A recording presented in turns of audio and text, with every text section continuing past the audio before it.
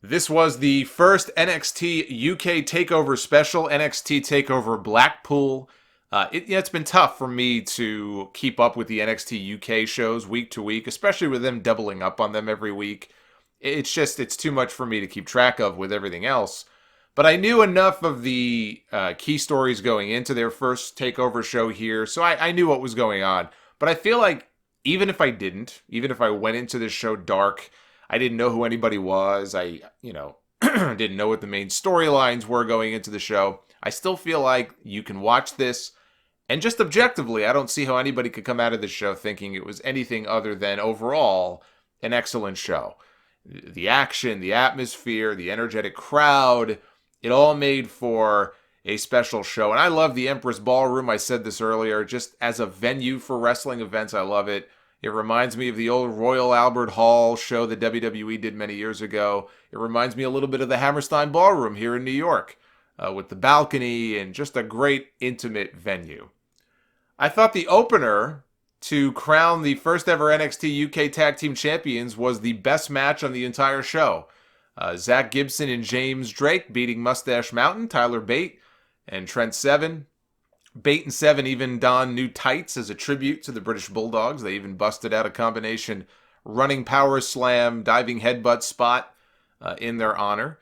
This was just over 20 minutes of greatness. Helter Skelter 450 splash combo by Gibson and Drake at one point for the nearest of near falls. They almost caught me on that one.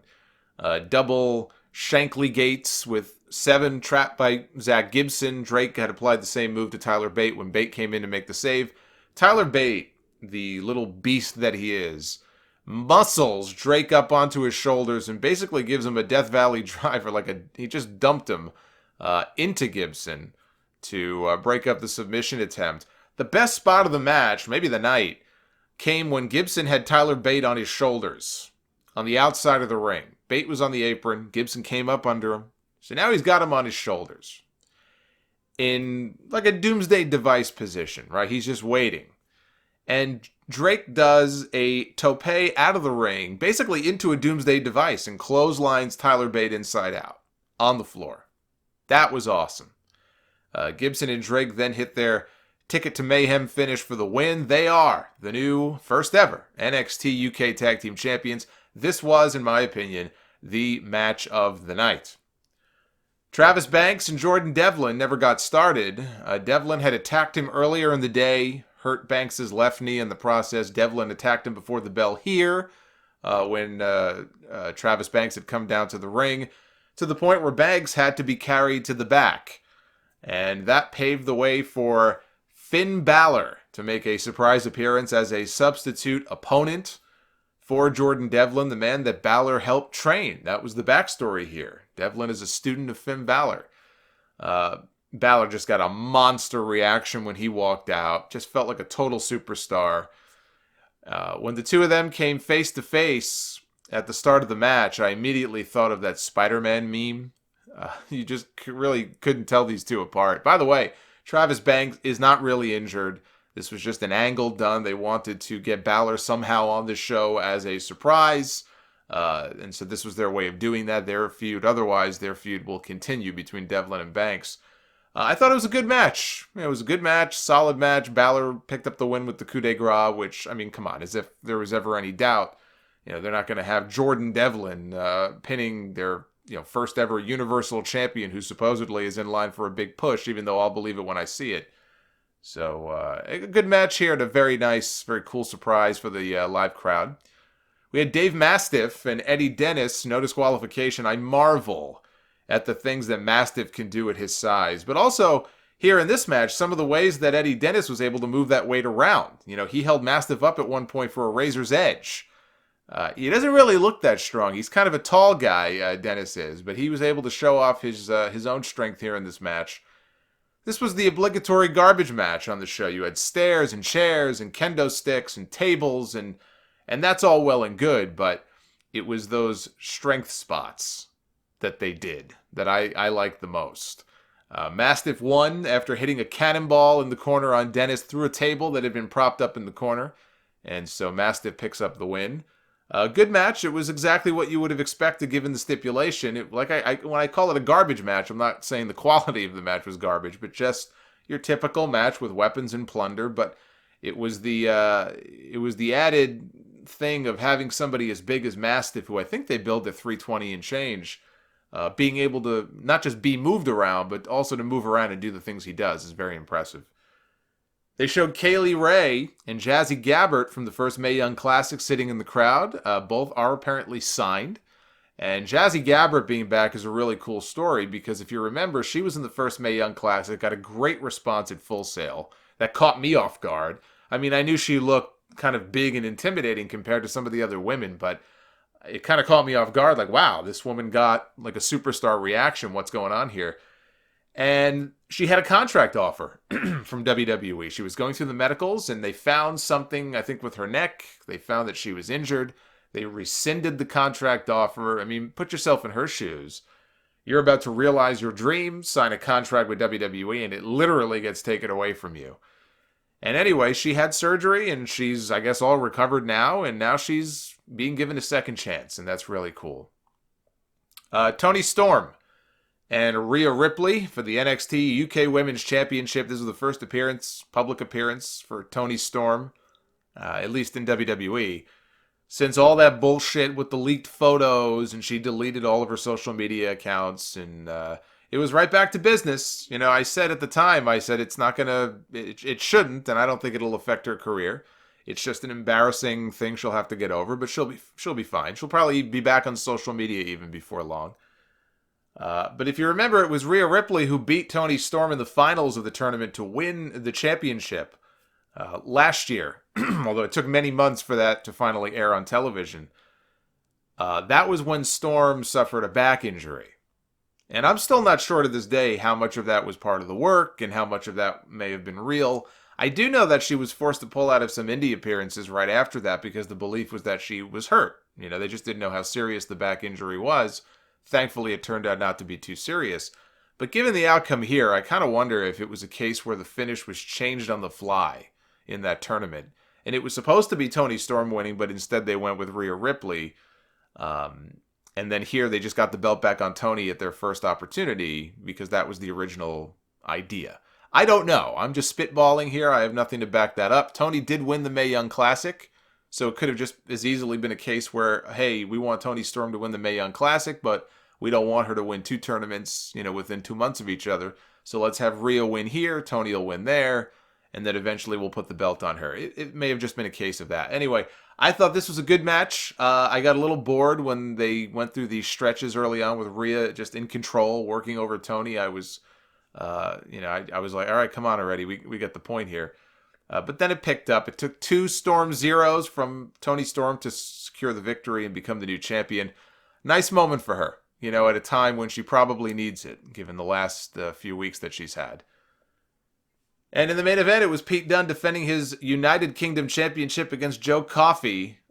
34 minutes this match went. And this may be an unpopular opinion that I have here about this match, but this match did not need to go 34 minutes. I would say that you could have shaved a good 10 to 12 minutes off of this match, and it would have been much better off for it. First half of this match was, I thought, just dull. I just thought it was just a dull match. Later on, there was a powerbomb spot on the apron where Coffey slammed Dunne. Looked like that sucked for Pete. I lost track by the time this match was over of how many times we saw Pete Dunne get turned inside out on those lariats. It's like over and over and over again. There was an unfortunate double botch, what I think anyway was a double botch here in this match. And it didn't ruin the match. I felt bad for these guys. Maybe it took it down a notch because they went back to it a second time. Had they just left well enough alone, shit happens, you just move on. But what made it worse is that they went back to it. So what happened was, they're up on the top rope. Coffey is sort of on the outside, on the turnbuckles. But they're up on the top rope, and maybe it was exhaustion, maybe because Coffey looked a little winded as this match went on. I don't know if that had something to do with it, or if it was just, the ropes could have been sweaty and he slipped. I don't know. But they took a spill. They lost their balance. They took a spill. And instead of, saving it and catching himself at the last second, Coffey fell. out of the ring. He fell off the top rope to the floor. And again, shit happens. Not a huge deal. Except a couple minutes after that, they tried again. And the same thing happened. Only this time, he took Pete Dunne with him. They both fell down to the arena floor. I also wasn't a fan of the finish in this way. You have a match that goes 30 plus minutes. This thing was a war. They kicked out of every finishing move multiple times over. Right? 34-minute match this was. Kicked out of multiple bitter ends, Joe Coffey did. And it ends with Pete Dunne bending the man's fingers. Which I'm sure hurts like hell, right? If we're looking at this as a shoot. I'm not saying I would want somebody to do that to my hand or that I wouldn't cry like a little bitch. I would.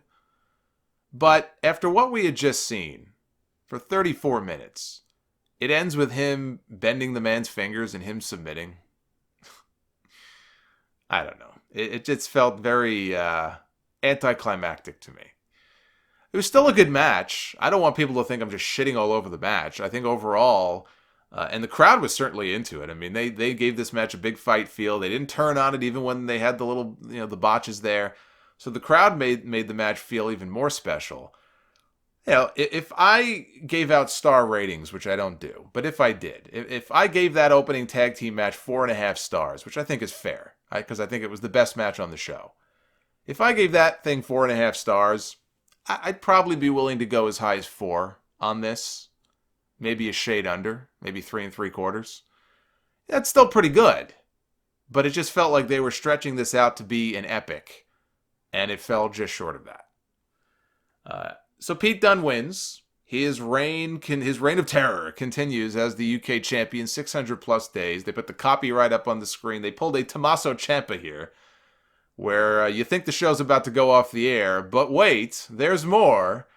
We hear theme music, the crowd goes crazy, and out walks Vladimir Kozlov. No, I'm kidding. Out walks Walter, who does bear a very striking resemblance upon first viewing to Vladimir Kozlov. I wouldn't be surprised if Vince McMahon, the first time he was introduced to Walter, was asking Triple H, hey, why'd you sign Kozlov to put him on NXT UK? Out walks Walter. And Walter gets into the ring. Coffey tries to get back into the ring. He jumps up on the apron, but then Walter gives him a big boot to the face. And we get a stare down with Walter and Pete Dunne. So I think we found the man to finally end the 600 plus day reign that Pete Dunne has had with that UK championship. Because if this is the match for the next TakeOver show, let's say, I don't see Walter losing to Pete Dunne, at least not right away. So anyway, despite a few flaws here and there, overall, I think this was just an excellent show. So the UK contingent continues the record of excellent NXT TakeOver shows. I guess it's not going to be any different there than it is here. They're going to be in the running for some of the best shows all year. And I don't know when the next one is scheduled. I would think, if not around WrestleMania time, maybe in May, I could see them maybe having the next UK TakeOver. And again, it certainly looks like Walter and Pete Dunne is shaping up to be the main event on that show, if they could hold off that long.